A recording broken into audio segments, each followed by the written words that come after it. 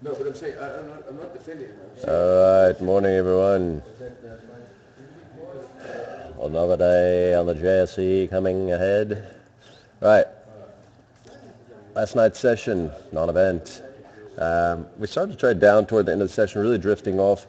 One of the things that I noticed toward maybe the second half of the session was that risk assets didn't look quite so hot anymore. All of a sudden, we started to see yields come down on 10-year treasuries. We saw in some of the currencies. I mean, we saw a move down toward 109 in the euro.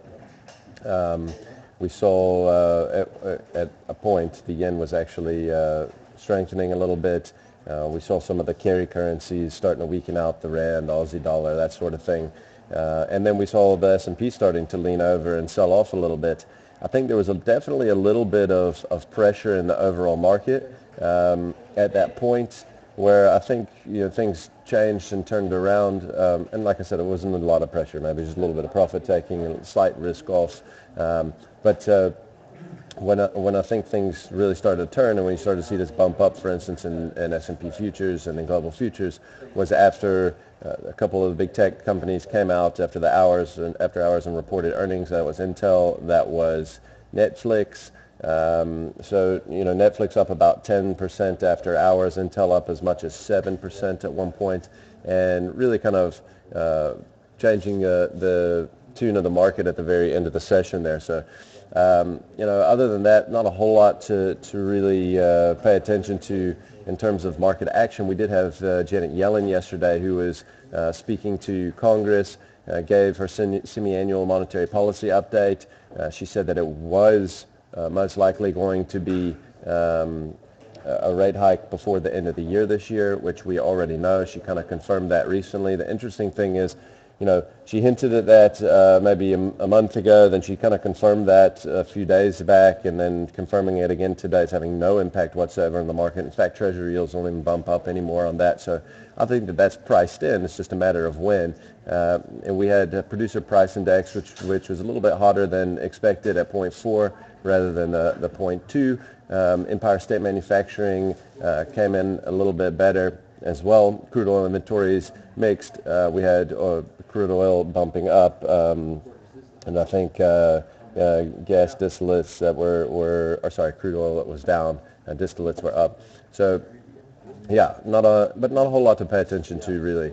We're still kind of waiting for the market to shake out to see whether or not we've seen all the buying that we're going to see. Started to see a little bit of buying dry up in the last session and a half, but you don't see any sellers that are showing their face at the moment. And I think that that's really important, is that for the bulls, I think the last 2 days have been a big win, that we've consolidated these moves off the lows. We traded down to around 2040 on the S&Ps, and now we're at 2110 and stabilizing. And so I think for the bulls, that's a real win. Moving on into the Asian session, we've got Shanghai that's been bobbing around between positive and negative on the session. We had Australia, the Nikkei, that traded up a little bit on the day, but there's no real leadership coming out there at the moment. We keep seeing Shanghai is really struggling in my mind. If you're looking at what it's doing relative to what the government's done to kind of come out and quell fears and whatever, and you had this 30% pullback. We had 2 days where we really bumped up hard.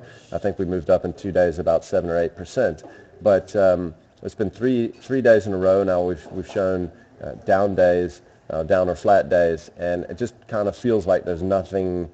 It feels like confidence has been broken. Like there's nothing else behind it. Like no one's coming in to save it, and that if any sort of negativity hits. I mean, yesterday we had a good GDP number. Market couldn't get off its ass. Last night we had good numbers out of the States. There's no reason for things to be necessarily soft there. Still can't get up. It doesn't feel like that what they've done just feels like it's just made a bit of a pause in the downward move. So I think watch that closely. To me, that's probably the more significant thing in the market than anything else that's going on right now. More significant to me than Greece.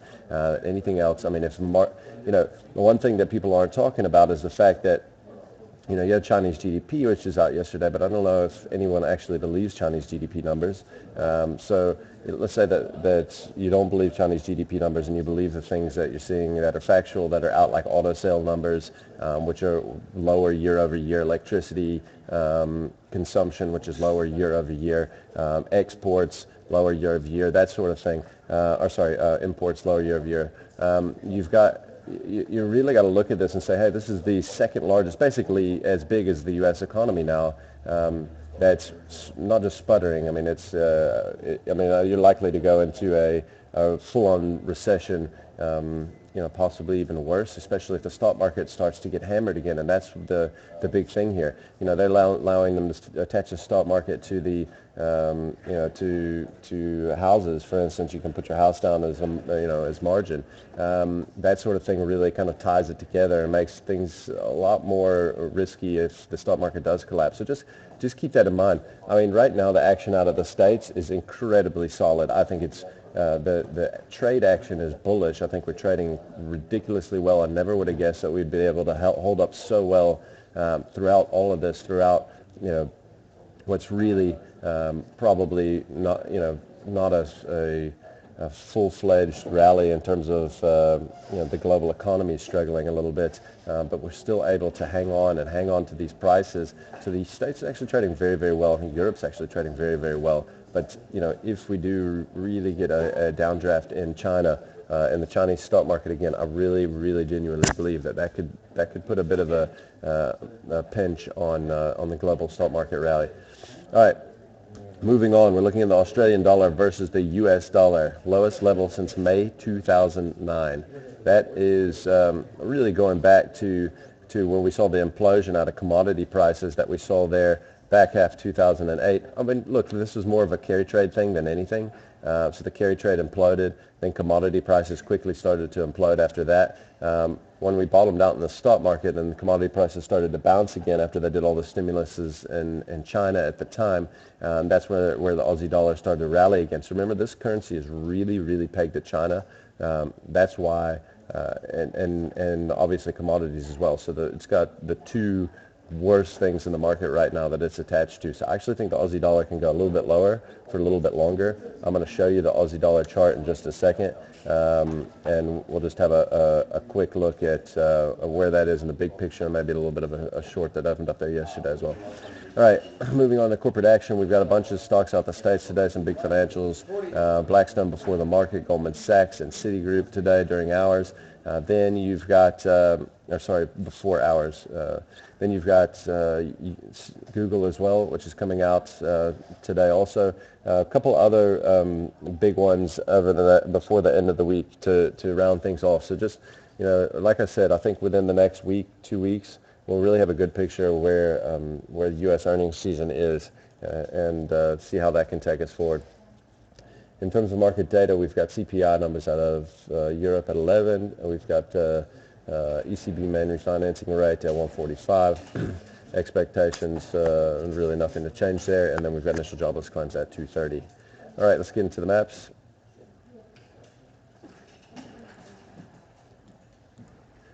Once again, I don't have a whole lot to show this morning. Action's been very bitty, very choppy. I feel so little conviction right now and a lot of ideas. Some of the stuff that I've shown over the last few sessions have been bigger picture ideas and maybe a little bit deeper thinking necessarily than just a trade opportunity. And I think that's what we've got to just wait and see how some of those are going to play out before you can make your move in any of these trades. The first thing that I'll look at here is the Aussie. This is the future here. You can see we're really, so you can see that we really, at about 47,000 is kind of where the right shoulder was, and that head and shoulder, that's more or less our level. And we're coming down here on trend resistance, which we're testing this morning. I think we're actually popping out the top of a little bit, albeit small. If we were to reverse this morning and get below 47,000, I think it would look a bit like a failure.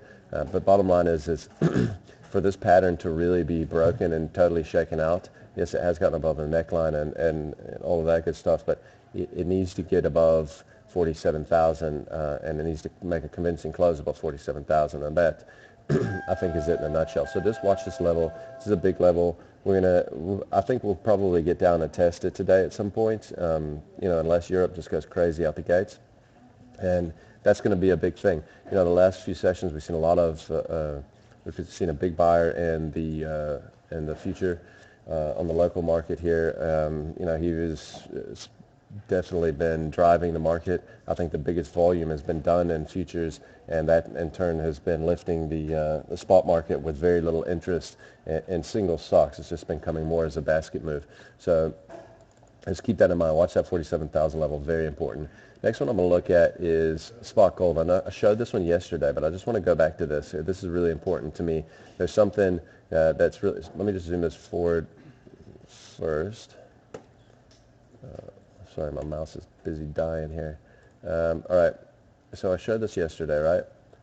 I think without question, we dropped support now in gold. If you look at that chart, it looks very, very clearly defined. If you want to drop from the wicks, it's still dropped out. For me, 1150 was key because it's a big round number, and we've dropped below that. What I really want to see is us just get below 1140 on a closing basis, which is actually what our lowest close was in the last, I don't know, I actually need to run back and see how long it's been. Let's look at a 5-year here. It's been 7, 8, 9 years or whatever since would have closed below 1140. So I think we have broken down already. The chart,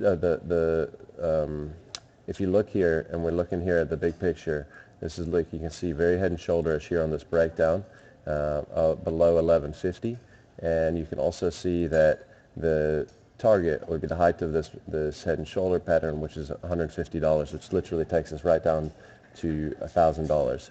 I think that's very, very likely that that's where we get, especially if we get this close below 1140. What I also like about this chart is that we've been consolidating. Let's just go back to let's go back to like an Impala, for instance. You had this kind of setup here where we consolidated for so long there. That was about 12 to 15 trading days of consolidation within a rand or two of the breakdown point, which is, it's about 2%, within 2% of the breakdown point. Gold's been doing the exact same thing, and that's what I'm showing you here, is that it's really been building. You see all this build that we've done here in this range, somewhere, this is over a year period. But look here over the whole last month, we've been really between 1165, call it, and 1145, and now we're starting to break down. To me, that's really, really significant. I think if it does drop, I think there's still more downside in these things. Trying to pick bottoms and a lot of these stocks, I still think is the wrong idea at the moment. All right, next one we're going to look at is the Aussie dollar. So I told you guys we were going to have a look at this, talk about this. Its attachment to China. So we got below 76. A few sessions ago, we traded down to about 73 and change, and then bounced back up to 74 and change. Really the target here on this is the daily, the breakdown here, we're looking for a move all the way down to just over 70. If we look here on a 30-minute chart as well, you can see here that we're popping, come on, we're dropping below a bit of consolidation. If this is going to give me a chart, come on, there we go. All right. You can see here, so we dropped out of what was the lows from the other day, which were right at around 73.80, call it 73.85, from a move of about 75. So also here on the shorter term chart, it looks like we're getting ready to make a move down into a 72 handle, which would be about 72.50 probably. But remember, the big target here is at about 70.5, maybe even all the way down to 70. So I think there's still some room to the downside in the Aussie dollar if you're into playing a little bit of FX. Next one we'll look at is on the local side is Tiger Brand. So Tiger Brand's been a big laggard of late. Tried to make a move above this 299 or 300 level a couple sessions ago. If we go out a little bit wider, you can see it's still of major importance, that level. And if we can pop our head above this thing, I think we can really quickly make a move up to around 320, 325, somewhere in that neighborhood. And the last one that we're going to look at is Kumba. We'll look at this on a 30-minute here. We'll shorten it up a little bit, but yesterday really popping out the top a little bit. It had well, two things. There was a bit of a short covering move, I think, in mining stocks in general. Maybe not the big diversified miners, but everything else. You saw even the golds and everything here luckily were pushing up higher in the face of lower physical prices. So it's definitely felt like a bit of a short covering move. We had a move from about 115 to 125. We're looking for that same sort of height of a channel move, so it puts us with a target up to 135 on that move in the near term. Like to see this thing get quite a bit higher to get an opportunity to short it. I'll just throw a couple of things at you from yesterday's report that came out. I think they're going to make somewhere around 9 Rand a share on that was a trading update, and that's, I think it's softer than consensus. They also brought back a tax loss onto the books as part of that number, so they would have been more like around, I think, $7 a share had they not brought that deferred tax loss back onto the books. And you also have the fact that they didn't make a statement as to what price they're producing their iron ore at, but I think the day or two before, Assur did. So over the same reporting period, Assur's average iron ore price per ton was at $72. You got to assume that Kumba's is right around that same price. Well, front month contract for iron ore right now, as it sits, is trading at $50. And 6 months forward is trading all the way down at about 45 or 46 bucks. So, I think that there's a very good chance that these guys are going to make a loss going forward. I think a bounce up here, but it's still probably an opportunity to short these things. I don't see any big picture change. Some guys are worried about, them, Anglos in general, maybe stopping paying a divvy. So, it could be still an opportunity to short here if we get a nice bounce out of Kumba.